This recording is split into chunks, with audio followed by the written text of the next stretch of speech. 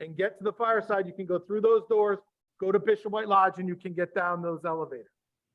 It is not recommended that the entire IL community go over to Bishop White Lodge and go down those elevators, or we will have chaos on our dementia neighborhood because most of you will be going through there. If the doors suddenly start to lock, I cannot promise you the staff will tell you the code to get out, and you may be stuck there. That was a bad joke, I'm sorry. Anyhow, in independent living, you are responsible for yourself during an emergency. During the hurricane in Florida, they evacuated skilled nursing and personal care, and the independent living residents were responsible for evacuating themselves from those communities. Of course, we are not heartless and we are in healthcare. If someone has an emergency that we have to get involved in, or somebody failed to plan appropriately, we will intervene, but it will be prioritized after we rescue and save the people in Bishop White Lodge. So if you are living in independent living, this is your pre-warning, and we talked about this in the past. You must start to prepare, because the chance of us having another power outage or a storm is a reality. We have power outages occur occasionally. We have some wonderful things here that help to minimize those.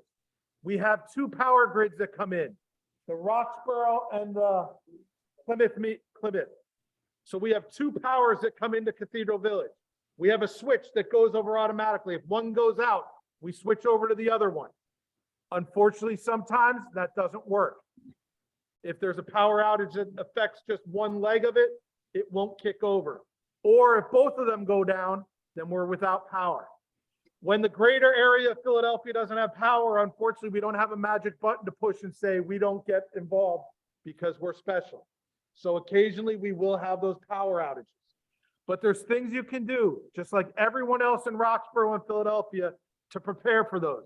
The number one thing is you should have a flashlight with good batteries.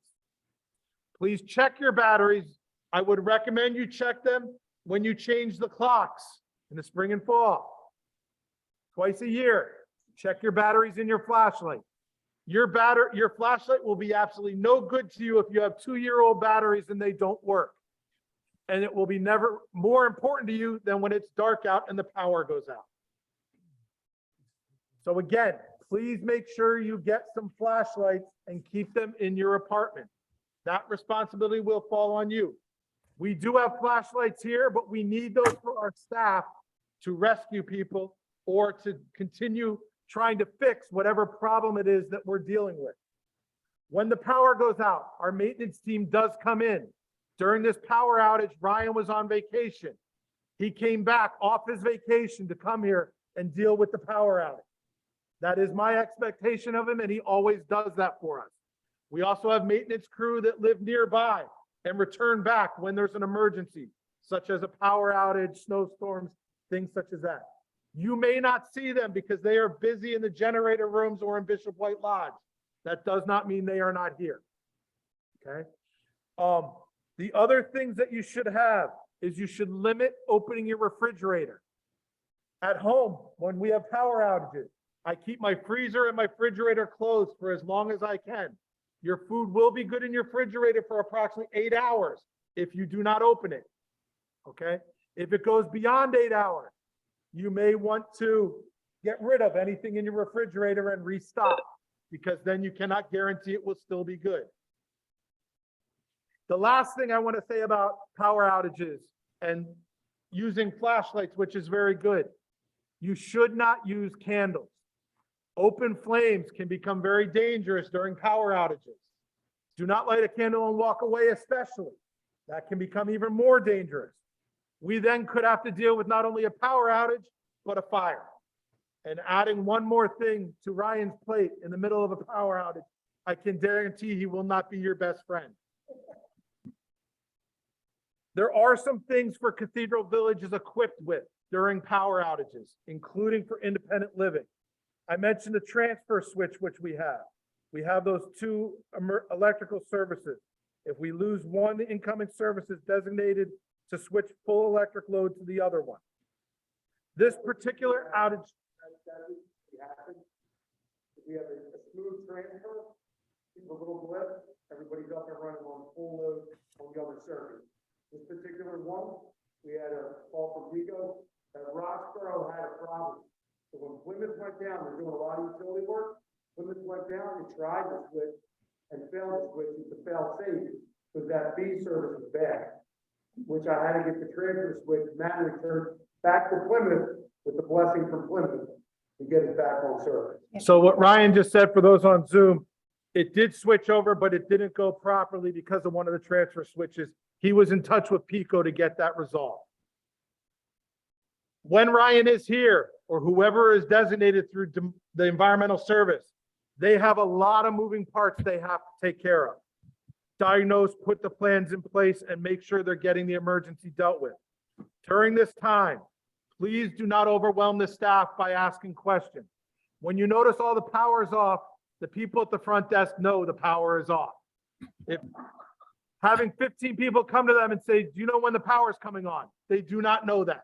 If we know that, we will notify you. But we did have several people go into the front desk to say, what are we doing? What are we doing? What are we doing? What are we doing? That is only going to make matters worse. The front desk is on the emergency circuit. We do have emergency circuits for the front desk. And the system may take a 10 to 15 minute reboot after an outage. When there's an outage and it switches over to the emergency system, you'll notice even when we switch powers, your lights flash and your clocks go out. And sometimes those things happen. It is a computer system. When a computer system gets hard booted off, it takes a while to reboot on and get all of that data back on. This particular outage did knock out the front desk temporarily. The fire alarm and the Journs pull station, which are your emergency systems in your apartments, are tied into our network directly. It does not feed from Comcast in the emergency operations center. Since this last outage, we are looking into that Jones Mobile, which means right now we're tied in, the call bell system is tied into the phone system, okay, for emergency. We're looking into a mobile capability to have 4 or 5G, that it will work even if that phone system goes down. That's one of the things that I said we did learn some things through this, and we're going to be looking at that. Independent apartments are not on the emergency generator, as I said. There is limited lighting throughout the facility. So there is lighting throughout the hallways so people can walk around with safety. It's not full power though. They'll just have the emergency lights on. So you will be able to exit during the emergency. You'll be able to get around, but your apartments are not.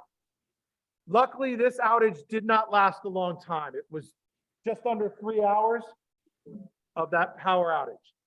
If it goes into an extended, like when we had the hurricane and we could be out with days, which is always a possibility. We do have in the central areas and in Bishop White areas that do have emergency power. Here, Cathedral Hall. No.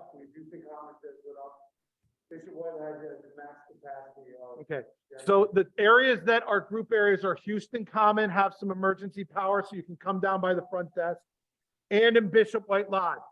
If there are residents that have emergency needs, that they need electric, such as oxygen, and they need to plug an oxygen concentrator in, or some other medical device that needs some kind of electric, you need to come over to Bishop White Lodge. Over there, we have red outlets that are on the emergency generator that we can plug in. I can tell you right now, charging your cell phone will not be considered an emergency need, but oxygen and medical necessities will be. If someone has scooters that are completely dead and running out of power, we can look to try to, if it's a long, prolonged period, we could look to try to charge some of those. But that will be tiered down on the emergency lower, okay? Are there questions about that emergency outage or emergency power that I just went over? Charles? Hold on one second. There's a question here. Yes, Jeanette? During the fire drill, many people blew out pets, but they weren't sure what they were out. There was a question about fire drills and pets. If people have pets during a fire drill, we knew this was a drill, so we told people not to take their pets out. If someone have pets and you want to get them out, you can certainly do that. The other thing you can do is you can get little stickers that you put on your window that say, "We have pets." And when the firemen come through, they can prioritize them. Pets will not be the top priority. Our staff will not be rescuing pets. As soon as there's a fire, when the firemen get here, they are in charge. We step back and do what they tell us. Pets do get rescued. You see it on TV all the time about firemen rescuing pets. But when we have nearly 300 residents, they will be rescuing the residents first and then doing the pets. If you have a dog and want to walk your dog out, you certainly can do that. All the way in the back, Mark.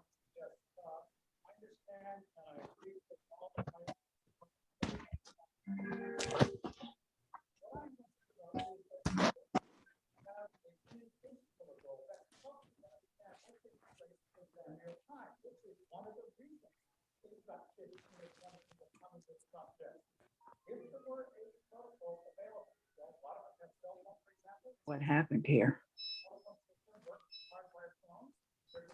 Somebody's long-winded.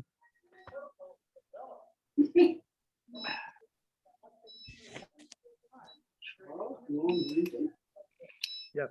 So for the people on the Zoom, the question in the room was about communication real time with some of those concerns. And I agree with you, Mark. And as I get to the phone blast system, I'm going to address that because we're looking at a new system that we'll be able to use. The current system we have would be a waste of time because it did not contact people that did the cell phone, as well as if the system in-house goes out, that's the system we use and you won't be getting the calls. But the new system's an external system and may be helping to alleviate that problem. Yes.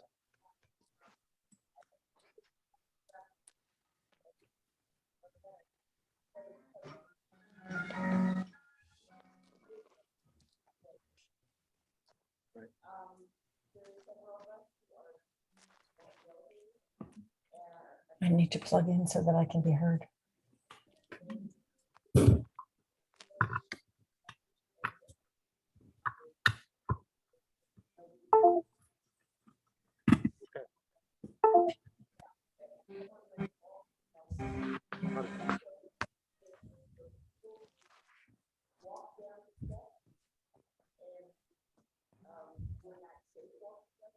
Oh, boy. On and on and on.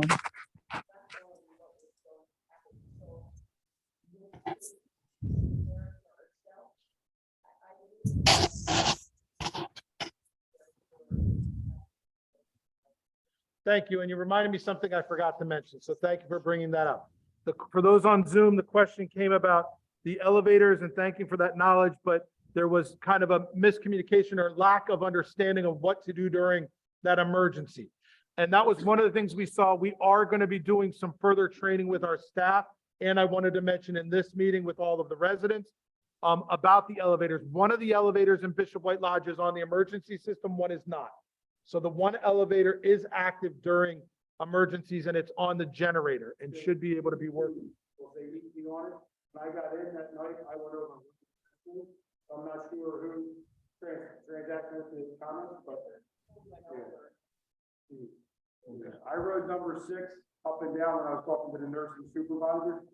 So it was on EP. Emergency power is the one power off the generator. And it could go on either one, depending on which one's not in service when we have the outage. But that's the kind of knowledge. Yep. And that's what we're going to do, some further training with our staff to make sure everyone can pass that information along. Yeah, because that also happened to us. I had Nancy with me, actually outside of Bishop White, and I called over there to the earth station. I said, is the elevator in Bishop White working so I could bring her back? And they said, no. No, I came in over here in a half hour. Yeah. I went over and told them, yeah, and I rode. And it could be some of the new staff that does not know EP is emergency power. Like Charles said, some extra training needs to be. I agree. And here's one of the challenges. And I wish I had the answer on how to fix this, but unfortunately I do not. And I don't think anyone here does either. I have almost 200 staff. The majority of my 200 staff try to be very helpful.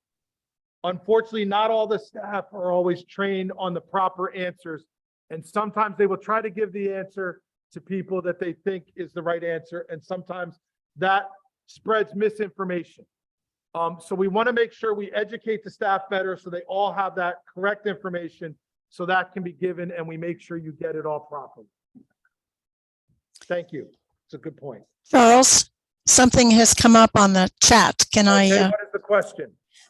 will all of this information about navigating through Bishop White Lodge and getting to Bishop White Lodge where there is a generator-based electrical elevator and so on, be made available because of our audio problems? I think it would be really important to put out a communication text.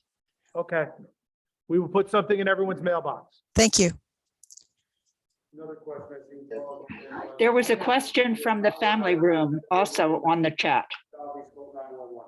From a cell phone if the landline is not. So there was a question about medical emergencies when there are a power outage. If there's a medical emergency, call 911. If preferably from a cell phone, if you have one. If not, use the regular phone. If the regular phone's not working, you can pull your alarm. You know, it depends on how severe that power outage is, and it's like any emergency. You know, you have plan A, B, C, and going down. That normal power outage, we're gonna flip over and you're gonna have power. If something bad happens and that knocks that out, we might not have power, we'd have the emergency power. If something knocks out all the phone lines and that power, we may not be able to have some of that communication. During 9/11, when that happened, it knocked out all the cell towers because everyone does. And now you might not have cell tower, you might not have regular. So I can't answer every question, but historically and typically, it would be 911 that you would contact. In this, Charles, So there was a fail on the Plymouth side. I contributed from all the utility work you're seeing up Ridge Ave to the left. You know, wires hanging down on the ground almost. There was a fail on that side. When the transfer switch went to go to Roxborough, the B phase of Roxborough had a low voltage, which the transfer switch has safety gears in it. It stopped it from transferring fully over, so it didn't blow anything up further. When Pico came on site, I met with them. They confirmed there was a problem on Roxborough, but then he also confirmed they fixed the problem on Plymouth. They will not touch a transfer gear. I will not touch a transfer gear above my pay scale. I then had to have Reuter Haney, high voltage, come in. He gets a full PPE suit, arc suit and everything. They have to manually now switch 15 kV of voltage over to one side. It's very dangerous.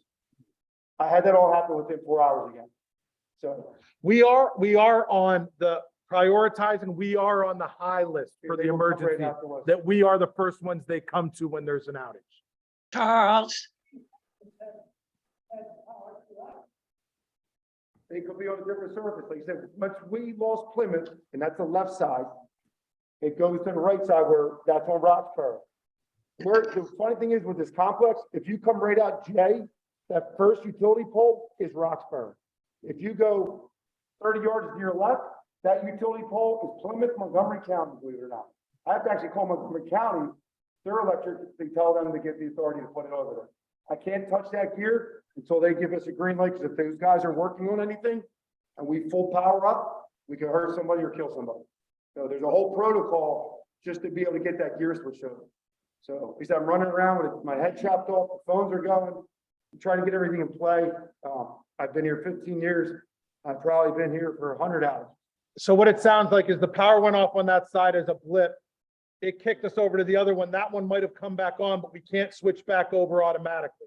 It has to be manually done. So that might be why our power was out. Well, right next door they had At their substations, when they have fails and outages, they're able to remove transformers and reroute power in Philadelphia and Montgomery County. They do this without our knowledge. I hear the verbals coming though from their texts. So I'm just a pawn in their game to find out, hey, if I can get on Plymouth, I'm getting this on Plymouth. If I get on Roxborough, I want to be on Roxborough. My goal is to get us full power. And then the next day transfer back to automatic. Yes, they confirm outages. We're always the first because our phones blow up and I call them right away. I got the direct line to Pico. So I'm usually the first. Then they start looking at the grid and they start confirming the outages. Yes. And also got some local staff that call me too to say, hey, I just lost power. I'm like, uh-oh. Yes. for each section. If you're aware of who they want to grant, members are here, so that someone can make contact with them. They get lost in the bathroom. They don't know how to pull forward. They don't know where they are. Someone can make count of what's going to happen with people. So the question was about not everyone has the same level of independence. And here's where people are not going to like my answer to this. Is the fact of the matter is, if you choose to live in independent living, that means you must be at the level of independence. People can choose to live there with assistance. Those that have aides, and we have many people that have some assistance and aides, usually are at a higher level of independence with assistance, and that's fine. But if there are people that choose to not have aides and still have some deficits, that becomes their right. And they can do just as if they lived out down the street at an apartment complex. They have that right to do that. When there are people that have deficits, we are in communication with them, and usually their POAs or their children or whoever else they have as a support person. We can make recommendations for people to have extra assistance. That doesn't mean that people are always going to listen to us. We will try to help those people when there's emergencies, but the bottom line is, if they are choosing to be in independent living, then during emergencies like this, they will be expected to be independent. We will certainly get involved and try to help those that we can, but they will not be the first priority. Neighbors that want to help each other. We have good-hearted people that live here at Cathedral Village.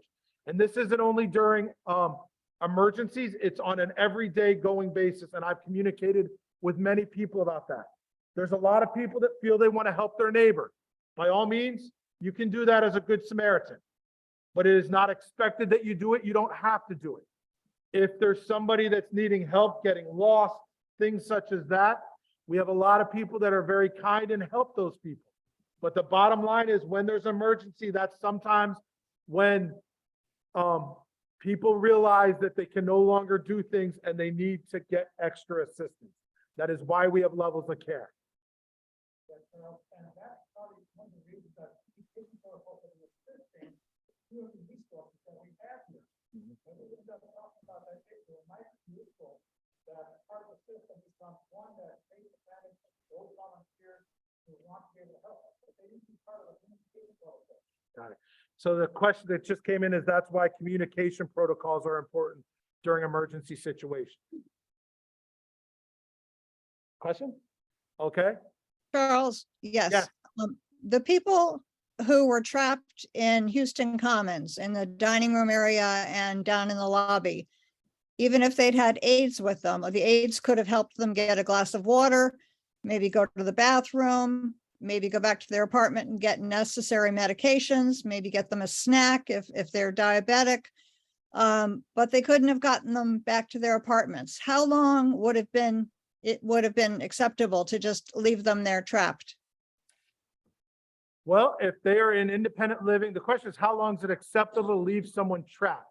First of all, I don't think anyone is trapped when they're here. I think that they may have difficulties getting to other levels.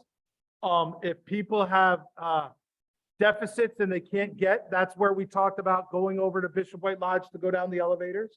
If there's emergencies and people have to go downstairs.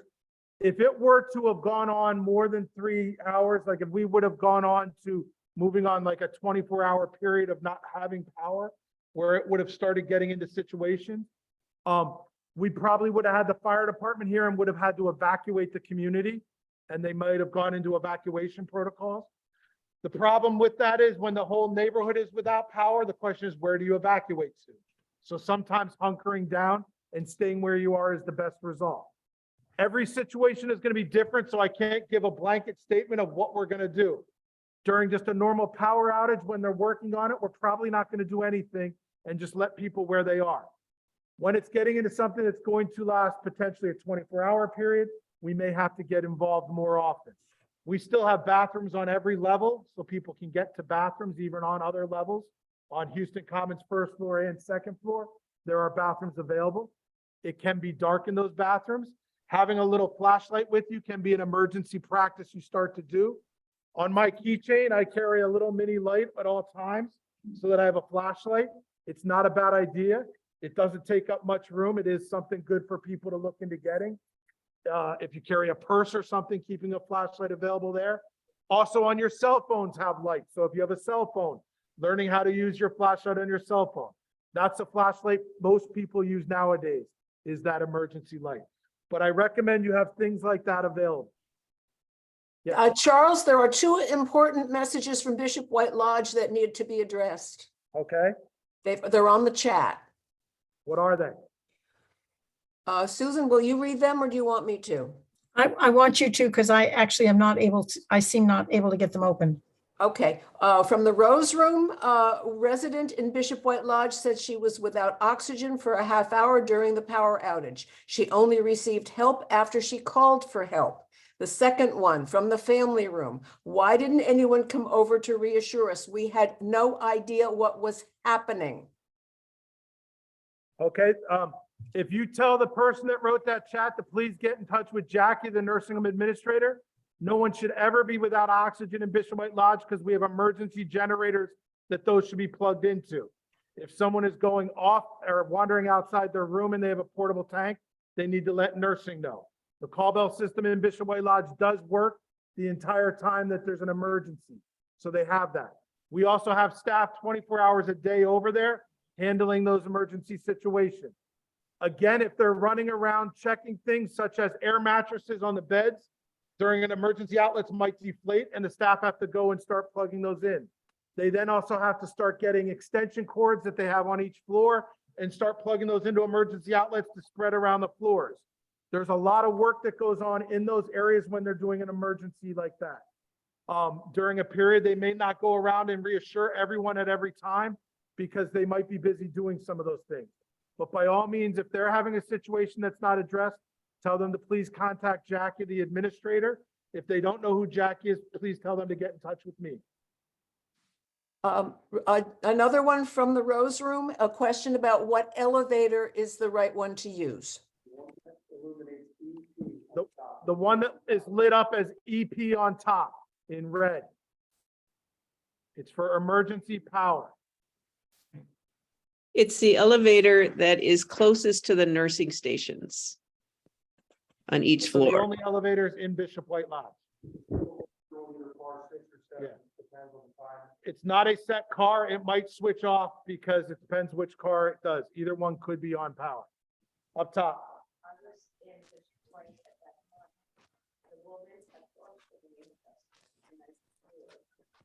And when the lights went out,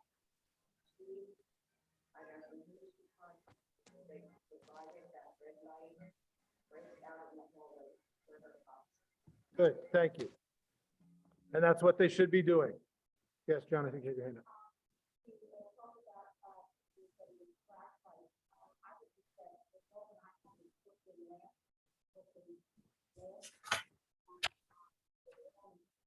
We're here. We still have all this to do. So the comment that was said in here by one of the residents was she has a Brooklyn lantern that she recommended for staff or residents to keep in their apartment. She said it's much brighter than a flashlight. You can carry it around. It will illuminate your room. So that's something good. I keep one of those at my house as well. It can be put on a table and light up a whole room so that you can see around. Yes. The one right on your floor.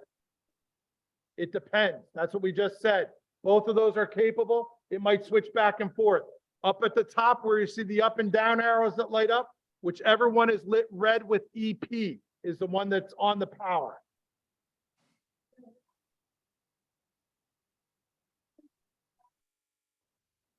It doesn't work in the Rose Room? Oh, the Zoom's not working in the Rose Room. Okay. Okay. Charles, my understanding in independent living is that our pull cords are connected to Xfinity because they show up on a computer screen at the front desk when we pull the cord.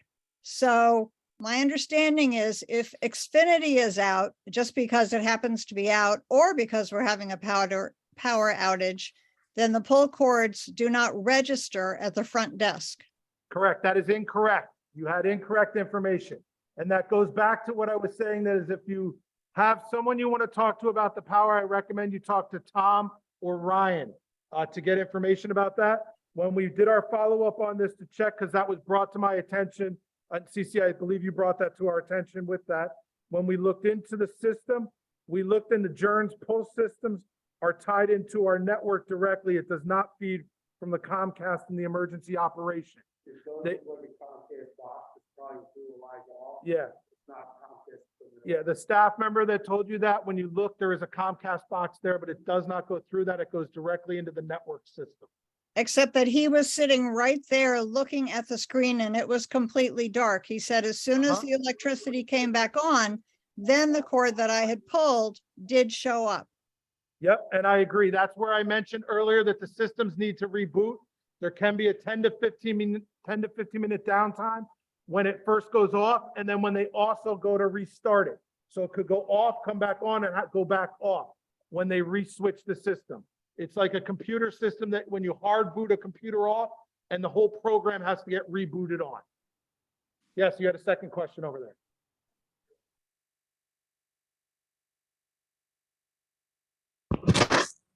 Charles, There was a question about oxygen. We already answered that, but I'll re-say it again for you since you didn't hear it. So the oxygen in Bishop White Lodge has the red outlets that the oxygen can be plugged into. Oh, okay.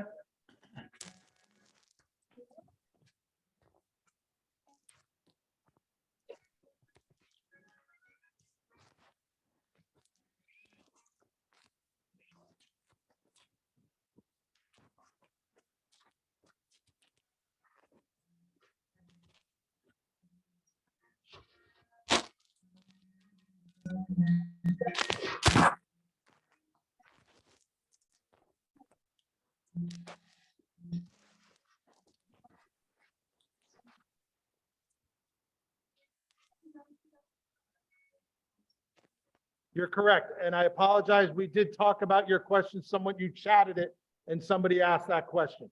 They need to notify the nurses station. We will talk individually. For first floor, if you talk to Lisa Werman, she can address that, but I will pass on to her to talk to the staff to get that training. You're correct. Okay. All right. Any other questions? Okay. That was Charles, for all of those. a question about the pull cord. If there's light in the hall, why couldn't it be hooked up to that? There's one in the hall. Light in the hall. The system works on a repeater antenna system throughout the campus to navigate what's full and which address it's from. It's just the network takes 10 to 15 minutes to reboot if they're power outs. So in that time down, the pull station system is down. So I think there's two tiers to this question that you just asked, because that is the actual answer, but I don't think that's what you were asking. You asked about why can't it be tied into that? So I think you're looking at on the emergency generator system that the lights are on. And it is tied into the pull cord system is on the emergency generator already. It doesn't have to be tied into that. Okay. All right, I knew that was going to be a hot topic. The next one is about the call blast. And Mark, this goes into what you were saying about communication. We had a system that we used for call blasts in the past that was tied into our phone system. There were some deficits to that system. One of the big deficits was reaching all of the people on cell phones and having that accessible to you when we would do phone blasts. The second problem was it took a long time for the repeater to go through the call. And sometimes could be up to 2 hours to get that call. The third problem, and I don't have the answer on why this occurred, but over the weekend, many of you got a lovely call from me at 1 a.m. in the morning. I promise you that was not a pure torture thing that I planned. I did not wake up at 1 o'clock to tell you about getting there by 5. That was an error in the system. I don't know why that occurred. I put that call out about 1 o'clock and many of you got it 12 hours later. That was not intentional. I received no less than 25 emails and phone calls about that call. So I deeply apologize to all of you. We did stop using that system because of that error, because I don't know why that occurred. We have a new system that we tried out today. Who here did not receive a phone blast from me about this meeting? You did not get any phone blast about this meeting today on your system. Okay. Okay, after 11, if you did not get a phone blast, did you get a second call that said if you did not get, anyone did not get the second, did not get the first one and did not get the second one that said call? Okay, Got the second one. it's on, no, it would have been to any, it was for independent living only. Independent Charles, living. Look behind you. Please hear that. Charles, look behind you. Kathleen's holding her hand up. Okay, all right. We are working on the system, so we had to, the challenge with this one is the other system was tied into our phone system, so I could hit a code 9820 and it would call all the ones in the building. This one, we have to populate a phone list. So the phone list is coming off of Connected Living. When your phone number is in Connected Living, we have downloaded an Excel spreadsheet to call all those.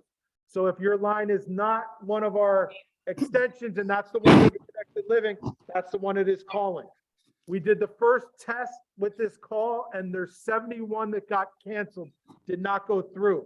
We're trying to evaluate why that was. So I copied those 71 and I sent out that second call as a test to see who got it.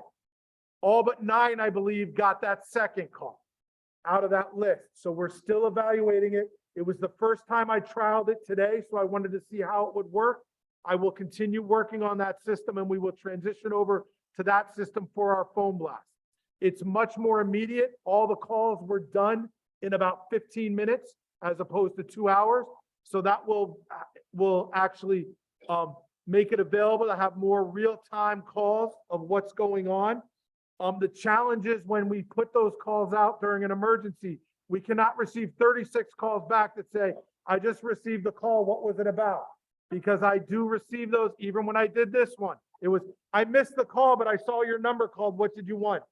It will go to your voicemail. I trialed this just for independent living at this time because I wanted to trial that call.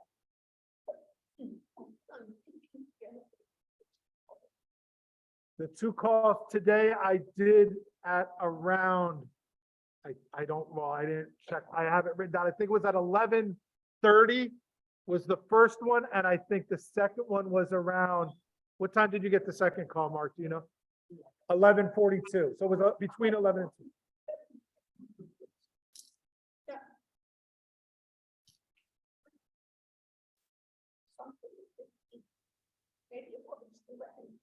11:15 would make sense. Yes. It depends on what the call's for, not these ones. These were trialing for our town halls for independent living.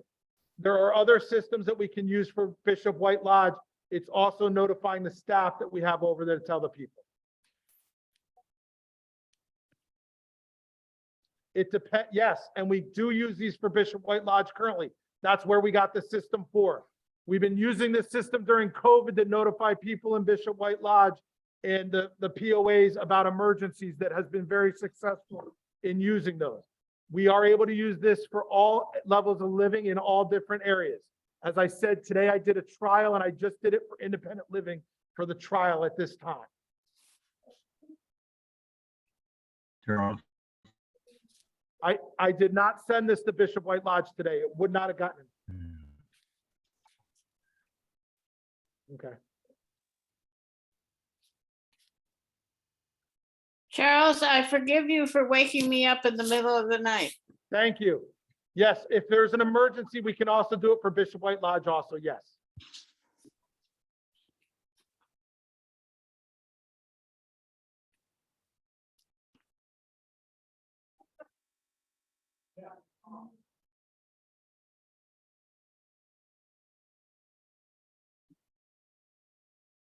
I'll meet with you separately about for Bishop White Lodge for those suggestions. All right. Yes. You said the telephone from the Connected Living website. Some of us have multiple phones on that website. My first question is, will all those phones be contacted, or can you set it up so they all can be contacted? The second question is, are you stuck with only sending out audio messages? Many people here might still think effectively, they're more effectively receive text messages on their cell phone. All right. So the question was, Can the multiple numbers be used, and can text messages also go through? Yes, you can plug in multiple numbers and it would do. We just get charged each number that we do. At this time, we just put the primary number down for the test. If someone is not wanting just the primary, we can certainly let them know. You can let us know and we can add extra numbers onto that list. The second question was the text message. The system has the capability of doing text messages. I have never tried that or used it. It is something we can look, once we get this squared away, we will move towards the text messages also. Hey, Charles, there's one message on the chat. We got no call blast today from Jim Reynolds. Okay, thank you. Yep. All right. You're welcome. So COVID updates, there were some things on requests on COVID updates. Today's count, I just got the thing, IL is still in yellow for county prevalence. Bishop White Lodge moved to yellow, but we are not able to make any changes for 2 weeks in Bishop White Lodge. When there's changes in independent living and they change from one color to the next, we can put all those things immediately. In Bishop White Lodge for personal care and skilled nursing, we have to be in a color for 2 weeks before we can make any changes. This is the yellow is the middle. It's red, green, yellow. Yellow means, and I forget the exact title, but it's the intermediate. At the desk, there's the red, green, yellow that right at the front desk. If you want to look and see what that all means, it's also on Connected Living on what those protocols are. There's some newer protocols that are coming out that I'm not up to date with yet. That was just announced Friday that we're going to be looking at that might start to shift us more towards some freedom of masks and freedom of all the checkpoints and everything that we have to do. The CDC and everything is really starting to take a lot of those away. It's cutting down on quarantine time. And as soon as I have all that information, I will let people know. Actively, we do not have any positive cases at all in Bishop White Lodge, knock on wood. I'm not aware, we do have an active case in independent living, and those people are quarantining. But there has not been any massive outbreaks that I know of, more isolated situations at this time.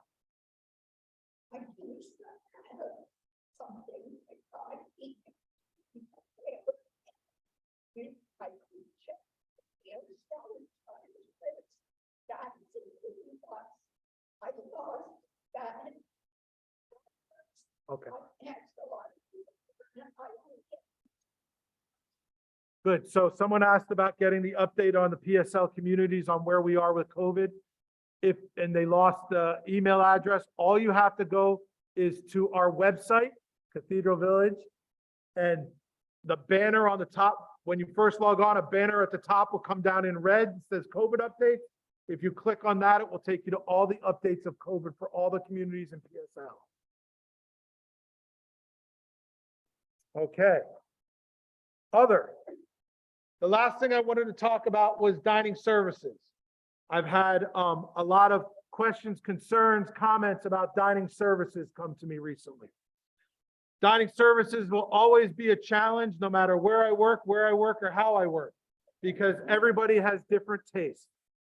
That does not mean that there's not some problems that we're working on. I don't say that to blow it off and say there is not. We have definitely had some challenges out of recently that we are trying to address. So I wanted to talk about that here. First of all, for anyone that went to dinner on Saturday night after 5 o'clock, I apologize. There was a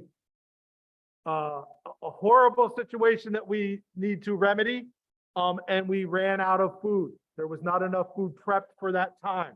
They then tried to scatter to remedy that, but it did take a very long time, and I know several people left to go eat at home on their own. And I do not have an excuse. I do not have a reason. All I can do is apologize. We screwed up. And that's all I can say about that. What I am telling you is we're putting some plans in place so that we do not screw up again. I met with the entire dining team today. We are putting some action plans together to try to get counts better and remedy those counts. I have talked to several residents throughout the last couple weeks. I have been taste testing the food myself. Many of you have seen me upstairs testing at the beginning. And I've been now staying later throughout the evening to taste test later at the evening because I've noticed some discrepancies of how the quality of the food when it first comes out and some of the quality of food after a few plates have gone through. So I'm testing that out also. I've asked Tim to come here if there's anything that I misrepresent or questions I can't answer to come in. So he's present at this meeting. We are going to have one of our managers present. We have been working on Bishop White Lodge in personal care and in skilled nursing with the food, as well as independent living. So at times when you do not see Tim out front, I've had questions, well, Jillian was here, he sat in front. I must admit to all of you, I thought Julian was an awesome individual. I worked very well with Julian, and I think he had many outstanding traits. I hate to bust some people's balloons, but Julian did not walk on water. There are people that think he may have. There are some deficits, although Julian did some things very, very good. There were some areas he did not address very well. One of those areas was Bishop White Lodge. And I've had Tim focusing on fixing some of those things. In the meantime, we now have to re-elevate some of those things that Julian did very good in independent living. So we have to find that happy medium to do both areas well, okay? Working with Tim and his team, we are looking to split them up so that they can kind of spread out and be in all of those areas. We're looking at having chefs possibly go at the beginning of meals at Bishop White Lodge to talk about what's going to be there so they can address those concerns and make sure it starts off. There's not as much in Bishop White Lodge like in independent living where they'll go through a whole tray of chicken and need to get 2 more trays out because we know the count in Bishop White Lodge. Everyone gets 3 meals. So it's not like we are where individuals today might be a whole lot, tomorrow might be less. We have to get some of those counts right so we can pre-guess that tomorrow's meatloaf day. Meatloaf's a really hot seller. Or tomorrow is chicken. They don't get this very often. So we can get those numbers at a better area. One area specifically that has brought up, and we've worked with the dining committee to try to address a lot of these. One specific item we heard was on the vegetarian meals. And from vegetarians, we kind of moved into using a lot of meat alternatives, the vegetable protein based. And that is something that we found did not work. So we're trying to transition away from that and getting more to vegetables with some other types of proteins, such as legumes and things, and get away from that artificial meat substitute protein. So we did hear that. We want to thank the dining committee and all of your hard work for those that are on the dining committee for that survey. We found it very helpful, just as any survey. I found it very helpful in some things I think we can use to improve the quality of the food here. But whenever you have any survey, you'll be able to say that there's something on the survey that wasn't right. The timing wasn't right. It's old news, it's new news, whatever. So yes, it is not the perfect survey. When the survey, there was a lot of work on that team that they did the survey. The committee that made that survey did a lot of work. I heard some feedback about the scales being different throughout the survey, and there was discussion with the committee about choosing to do that or not. After much debate, they chose to stay with that. So again, every survey, hindsight, could be done differently or try to appreciate it different, and every one of us might have done it different. If you really don't like how things are done, I recommend you join the committee that makes it up and become part of the voting group that will do it. But nonetheless, I do want to thank the committee because I thought I know there was a lot of work that went into it, and I thought it was very helpful. So we are looking at making changes. The other thing that came out of some of these recent things is more the roll call. Dining services would have roll calls where they would start each shift by meeting and going over what supplies are there. Talking today in our committee, we are going to have one of the chefs at that roll call every time. They weren't always there. It was one of the managers. By having the chef there, we'll get a better, accurate description of what is in the food that's eating, because I had some concerns brought to me about that they didn't feel the food matched what was there. There was an error this weekend, and that specifically came to me in regards to such as gluten-free items.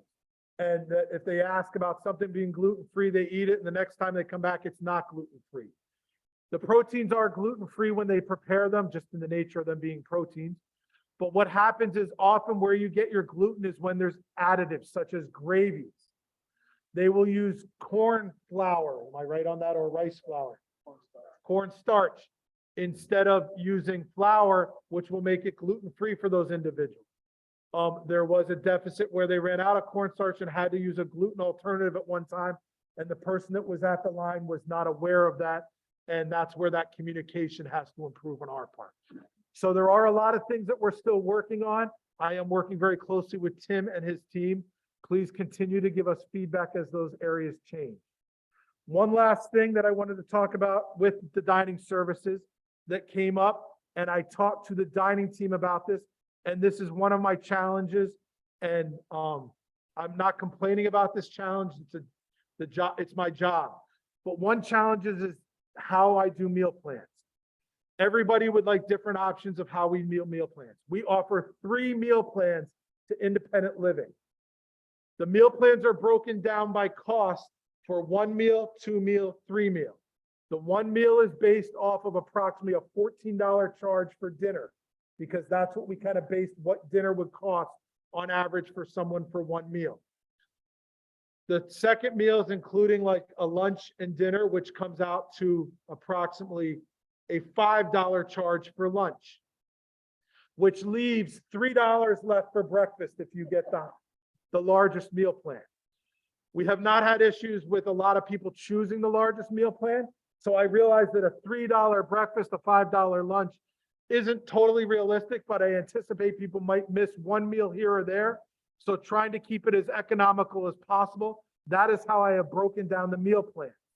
We have those options for the 3 meal plans. Everyone with a contract must choose a meal plan. I've had feedback from some residents that say, can't we just eliminate meal plans? Or can't we just do a real cheap meal plan? Or can I get some money back because I don't like to eat all the meals, or I eat different type of meals? At this time, I cannot do that. I am looking at that down the line, like if that could be a possibility. The problem, why we have meal plans, is meal plans are something that cover a lot more than just food, primarily staff salaries. And I have to be able to budget for staff salary. If I were to eliminate meal plans, I would have to find that revenue somewhere else to pay for salaries. Where that revenue would come out of would be your monthly fees.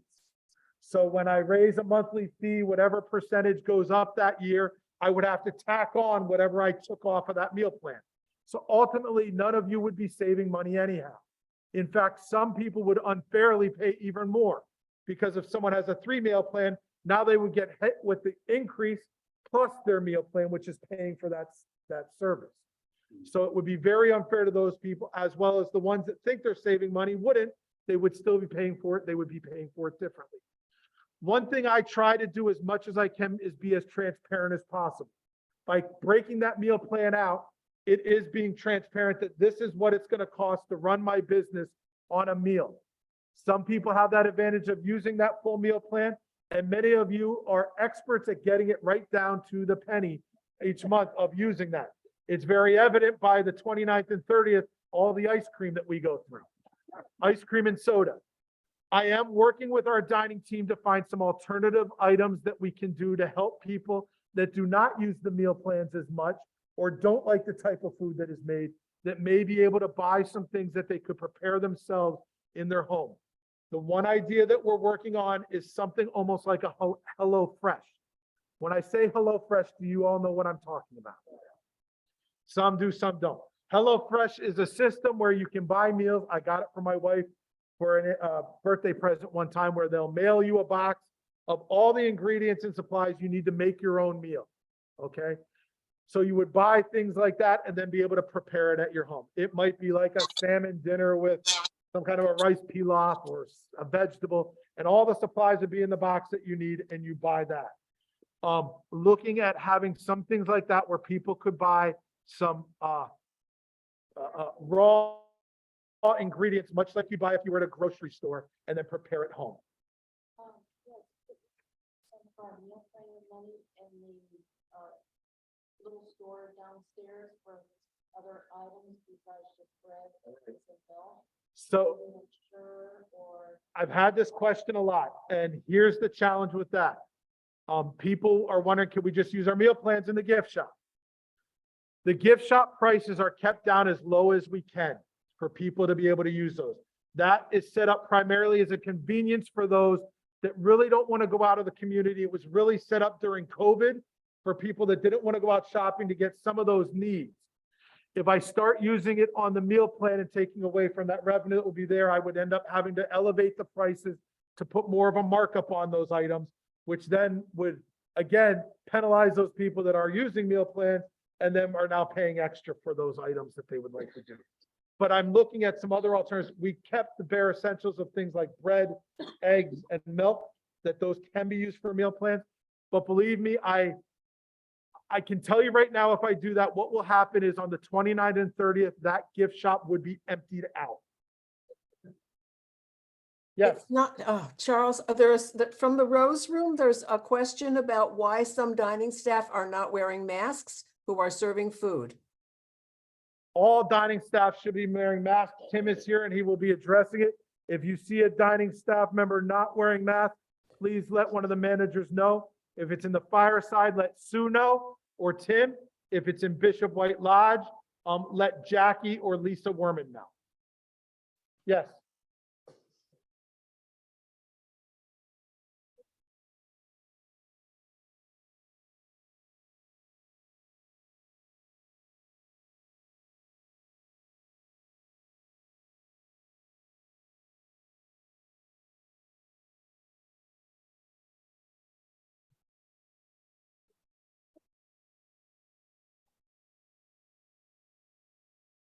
Thank you.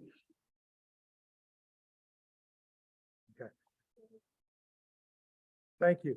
So the question was about food in Bishop White Lodge, primarily personal care, not having supplies there. And then when they have to call over to get it, they have to run up to get the supplies. That is one of the areas that Tim and his team is working on, making sure that there's a manager there. And earlier I said about, we were talking about the cooks. If you recall, I said about a cook going to each floor to introduce what the food is, make sure it's ready and that it's prepared there so that we do have those supplies. Yes, in the back.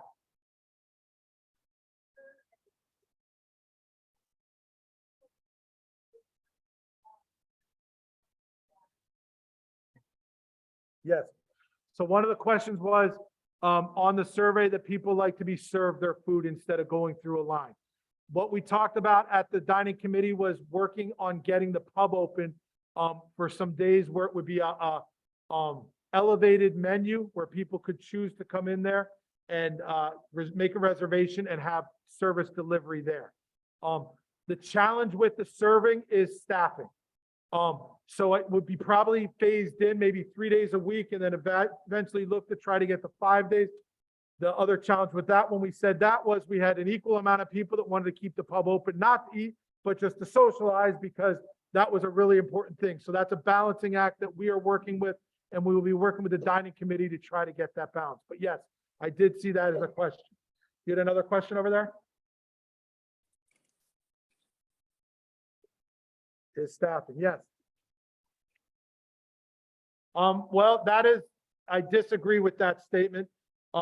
In nursing staff, in personal care, do multiple tasks, and one of on their job description is serving food. So that is on their task and their job description. It is. Charles, Yes. Charles, Nora Kruger Yep. here. Hi, Nora Kruger here. Speaking of staffing, what is the situation with staffing and dining and food preparation? Are we kind of low staffed, or how is the staffing going these days? Staffing is challenging. Yes, we do have open positions. We work on those constantly. Just to give people, because that's easy to say, but quite honestly, I feel like that's an excuse. But when you turn on the news, you see staffing challenges in all industries. When you go to restaurant industry, in particular, is having challenges. Many restaurants have to close extra days or vary their times they're open because of servers and cooks. We're no different here. It is a challenge. We're doing some things to try to remedy that.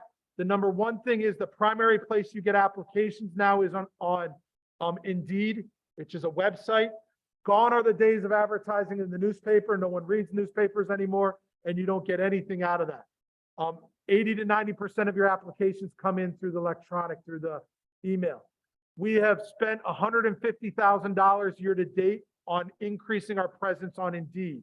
That's just for advertising to get recruitment and retention. I have budgeted in my budget right now $100,000 for next year. I need to work through that to see if I can get that budget balanced out, but that's where we go. The other thing we work on is you'll see a lot of people have sign-on bonuses. We're no different. We do have sign-on bonuses for the staff, but I am starting to move away from those because I do not think they're effective.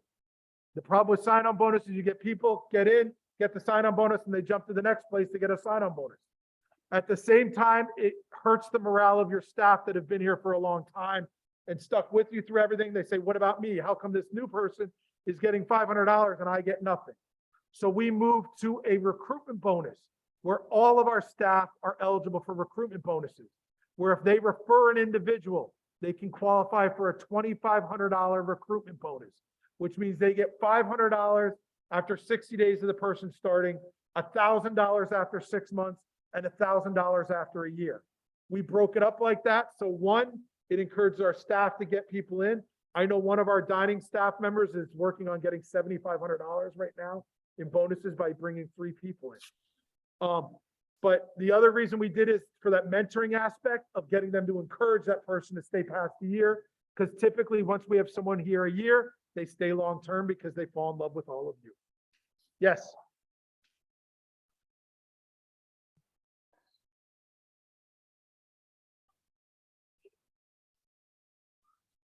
The question was, we use other senior services to see what they do from them. Yes, that's one of the benefits of our being with PSL. We're also part of Leading Age, which is a national organization. And we go over and we have brainstorming ideas with all of them to share ideas and go to a lot of conferences on staffing and such.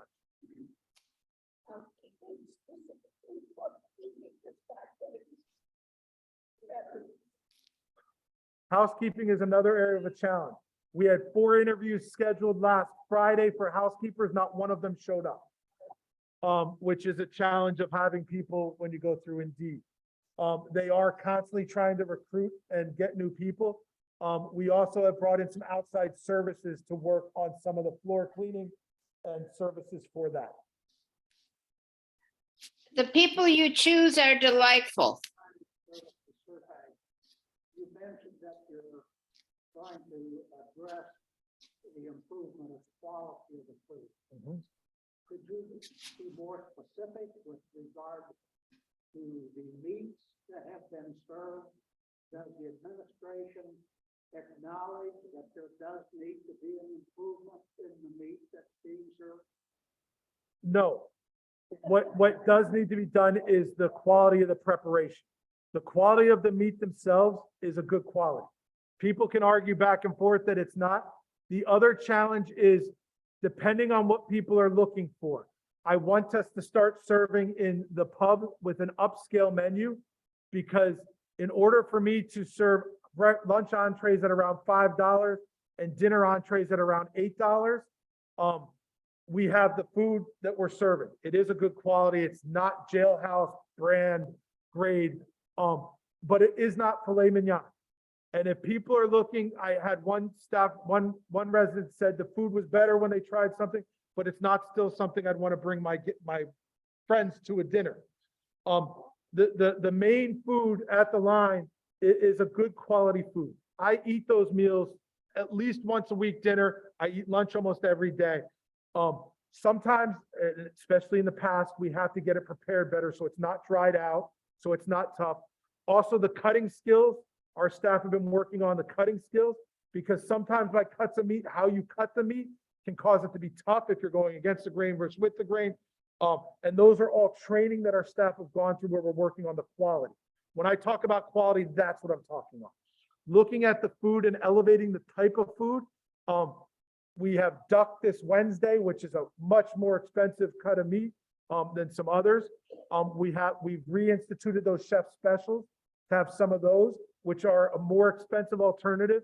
And then as we get the pub open, having a more elevated thing there, it's not going to be a $5 hamburger in the pub. It will be a more elevated burger if they're going to have something like that style. But that's where we are with the meat. I don't think you've read the survey in detail then. No, I read it. I sorely disagree with you. The quality of the meat has been terrible. There have been several entrees that when I got back to my apartment was nothing but fat, gristle, and just went down to disposal. You need to reevaluate. And I understand what you're saying there. And that is sometimes where how the serving or the cutting and preparation of that food. If they're serving gristle and fat, they have not trimmed it down properly to be able to serve that. That's not the quality of the meat though. The quality of meat's the type of meat you buy, going from like a choice to a prime type of things like that. How they prep it and how they prepare it is where some of those issues come into play. People, excuse me, I'm running too long. it's 4:45. Holy cow. We need to give you a rest. Thank you. And we've had a wonderful town hall. And I think instead of continuing the Residents Association meeting, except for one item, we will adjourn and have a Zoom Residents Association meeting probably next Monday. We have to check the schedule. But before we break up, and thank you, Charles, so much All for right. giving us so much information.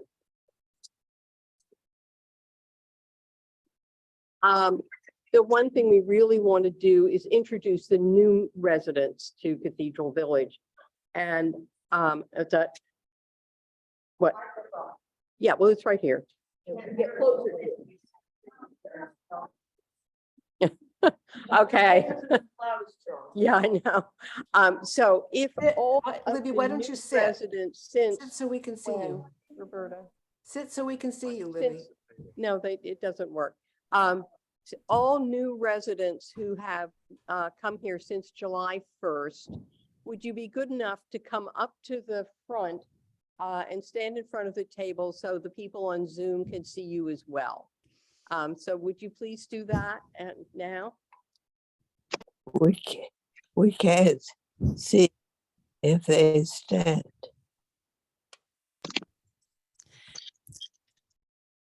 Well, Libby, it's a nice idea, but we actually can't see them. It's very, very distant. Hello,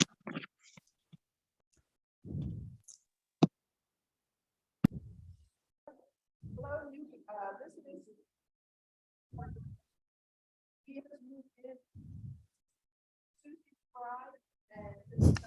We cannot hear the speaker. That's it. Sherwin Markman. Sherwin Markman, you got it now? Yep. Okay, raise your hand since I can't face you. Okay. Kathleen Grow and her mom, Sue Anna Wagner. Sue's not here, but Kathleen is. We have Diane Burke. Diane Burke.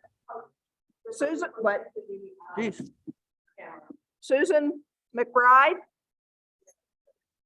Wait. Okay, and then we have another couple who are not here, but I'd like to say their names, Ken Garson and Jeanette McVeigh. Also. Okay, this is the west, the Wild West side. All right.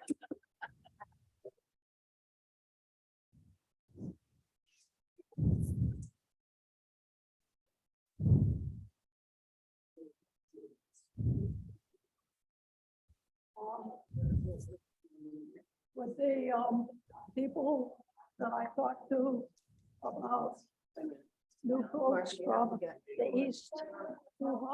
I think everybody's here. Everybody, oh, okay, all right, I don't recognize enough people, all right. I Let will- me read them off. Okay. Okay. Russell Redenbaugh, Mary Ann and Jim Delaplane, Shirley Kraus, Lynn Carpenter, Ken and Carol Kaiser, and Yvette, it's Rowe, is that right? There, Yvette, yeah, good. Okay, so I'm sorry, it's a little abbreviated, but you'll get to know these people and welcome them to the community and have a dinner or lunch or coffee or a drink with them. So, go ahead.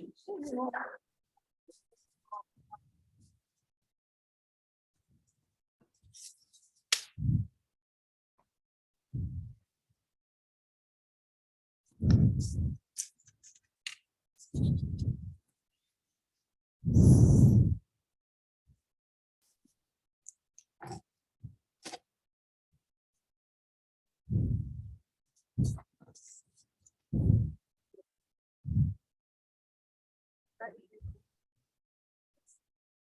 So we will adjourn the meeting for today and we'll let you know when the rest of the meeting will get rescheduled, possibly next Monday via Zoom.